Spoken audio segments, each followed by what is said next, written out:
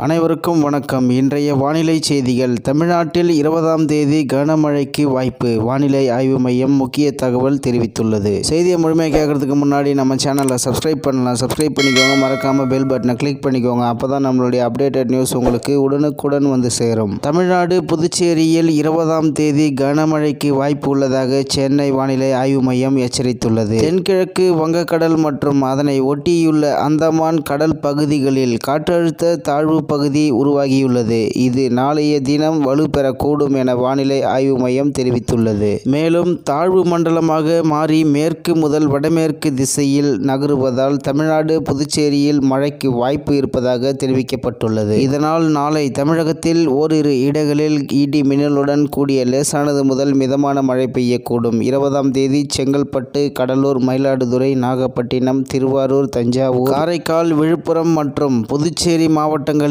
ஓரிரு இடங்களில் கனமழை பெய்ய வாய்ப்புள்ளது என்றும் வானிலை ஆய்வு மையம் தெரிவித்துள்ளது. இது அடுத்த 3 நாட்களில் மேற்கு வடமேற்கு திசைகளில் தமிழ்நாடு, புதுச்சேரி மற்றும் தெற்கு ஆந்திரா கடற்கரையை நோக்கி நகரக்கூடும். ஆனால் 20ஆம் தேதி முதல் 22ஆம் தேதி வரை கனமழை பெய்யும் என எச்சரித்துள்ளது. அதேபோல் அடுத்த 3 மணி நேரத்தில் இடி மின்னலுடன் கூடிய லேசானது முதல் மிதமான மழை பெய்யக்கூடும். பெரம்பலூர் மாவட்டத்தில் ஓரிரு இடங்களிலும், கோயம்புத்தூர், தென்காசி, விருதுநகர், திருநெல்வேலி மற்றும் கன்னியாகுமரி ஆகிய மாவட்டங்களிலும் லேசான மழை பெய்ய வாய்ப்புள்ளதாக சென்னை வானிலை ஆய்வு மையம் தெரிவித்துள்ளது. இத்துடன் இன்றைய வானிலை செய்திகள் நிறைவு பெறுகிறது. நன்றி, வணக்கம்.